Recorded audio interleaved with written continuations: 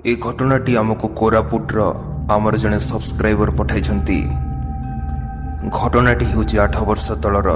सेतेबेले उमेश बाबू कोरापुटर गोटे सरकारी ऑफिस रे काम करथिले।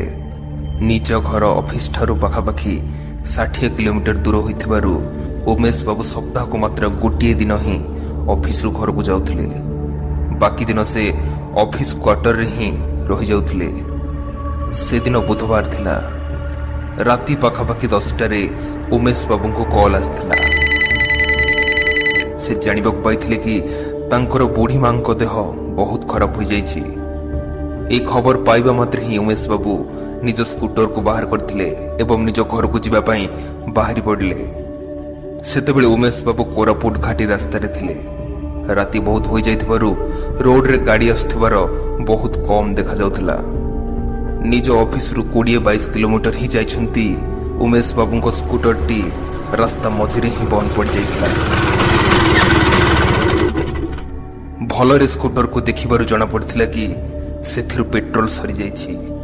जल्दी जल्दी घर को बाहर थिबारु से गाड़ी रे पेट्रोल अछि कि नहीं ताहा चेक करबा भूली जाइथिले।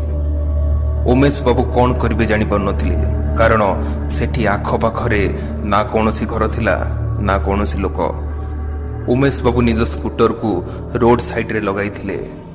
स्कूटर को सेठारे छाड़ी से आगो को बढ़िया को निष्पत्ति नेले।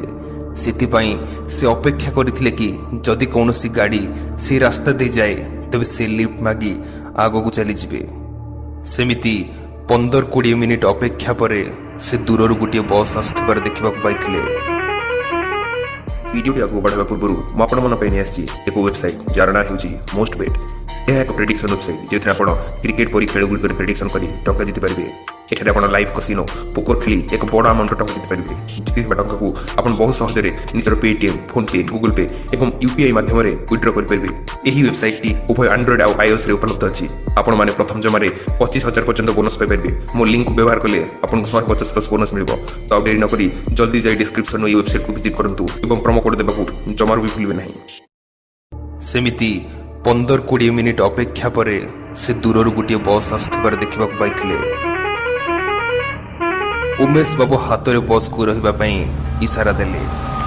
बस टी रहिबा मात्रे सेथिरु कंडक्टर बाहर को बाहरी आसथिला। से बस टी उमेश बाबू को टाउन दे जिबार थिला। उमेश बाबू कंडक्टर को सब कथा कहिथिले एवं निज स्कूटर को सेठी छाड़ी आगु जिबे बोली मध्य कहिथिले। उमेश बाबू को पार्टी कथा सरी ही नथिला कि कंडक्टर जैसे स्कूटर को निज दुई हाथ टेकी नहीं बस ऊपर लोड कर देथिला। उमेश बाबू खुशी थिले कि तांकु एबे निज स्कूटर को अधा रास्ता रे छाड़ी जिबाकू पड़िबो नाही। किंतु तांकु एहा मध्य आश्चर्य लागिथिला कि से कंडक्टर टी एते आराम रे तांको स्कूटर को केमिति ऊपर लोड कर पारथिला, कारण उमेश बाबू को स्कूटर टी बहुत भारी थिला। कंडक्टर उमेश बाबू को बस रे बसिया पई इशारा करथिला। उमेश बाबू को पाखरे आ कौनसी उपाय भी नथिला। से बस भीतर को चढ़ी जाइथिले। भीतर जाई देखंती तो ड्राइवर और कंडक्टर छड़ा से बस रे केही भी नांती।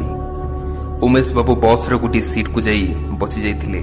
किंतु एबे भी तांको मन रे कंडक्टर तांको स्कूटर को दुई हाथ रे टेकी नेबार दृश्य घूरी बुलुथला। बस पूरा खाली थिबारु उमेश बाबू को कौन पई के जानी अजीब अजीब लगुथिला। बस टी द्रुत गति आगू बढ़ुए। हठात उमेश बाबू को बसी सीट पछपटू केही जने कहिथिले, ड्राइवर आग छकरे गाड़ी रखिदेव।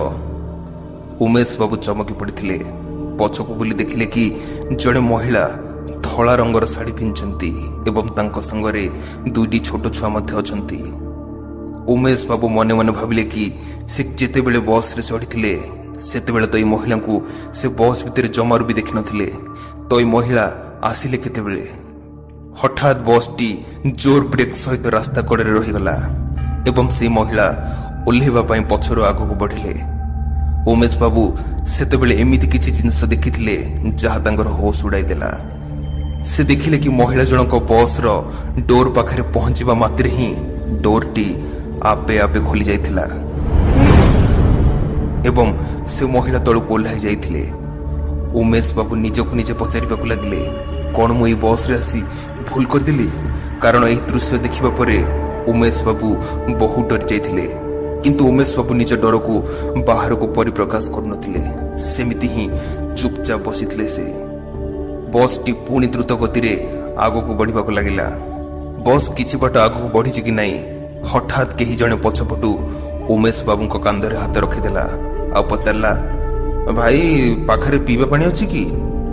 ଉମେଶ ବାବୁ ଭୟରେ ସେତେବେଳକୁ ଝାଳରେ ଗମ ଗମ ହୋଇସାରିଥିଲେ। ତାଙ୍କ ପାଖରେ ଆଉ ପଛକୁ ବୁଲି ଦେଖିବାର ସାହସ ନଥିଲା। ହଠାତ୍ ବସ୍ ଭିତରେ ଜଳୁଥିବା ସବୁ ଲାଇଟ୍ ଗୁଡ଼ିକ ବନ୍ଦ ହୋଇଯାଇଥିଲା। ପୁରା ଅନ୍ଧାର ମଧ୍ୟରେ ଉମେଶ ବାବୁ ସେମିତି ଚୁପଚାପ ବସିଥିଲେ। କିଛି ସମୟ ପରେ ବସ୍ଟି ଜୋର ବ୍ରେକ୍ ସହିତ ରହିଯାଇଥିଲା ଏବଂ ବସ୍ ଭିତରେ ସବୁ ଲାଇଟ୍ ପୁଣି ଜଳି ଉଠିଥିଲା। ଉମେଶ ବାବୁ ନିଜ ସାମ୍ନାରେ କଣ୍ଡକ୍ଟରକୁ ଠିଆ ହୋଇଥିବାର ଦେଖିବାକୁ ପାଇଲେ। କଣ୍ଡକ୍ଟର କହିଲା, ଆପଣଙ୍କ ବସ୍ ଷ୍ଟପ୍ ଆସିଯାଇଛି। ଏତିକି ଶୁଣିବା ମାତ୍ରେ ଉମେଶ ବାବୁ ଜଲ୍ଦି ଜଲ୍ଦି ଡୋର ଆଡ଼କୁ ବଢ଼ିବାକୁ ଲାଗିଲେ ଏବଂ ପଛକୁ ବୁଲି ଚାହିଁ ଦେଖିଲେ, କିନ୍ତୁ ସେ ବସିଥିବା ସିଟ୍ର ପଛ ସିଟ୍ରେ କେହି ବି ନଥିଲେ।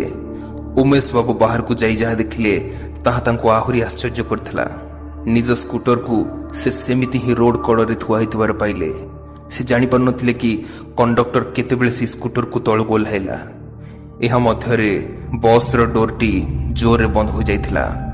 ଝରକାପଟେ କଣ୍ଡକ୍ଟରର ଏକ ବିଚିତ୍ର ହସ ସହ ବସ୍ଟି ଦ୍ରୁତ ଗତିରେ ପୁଣି ଆଗକୁ ବଢ଼ିଯାଇଥିଲା।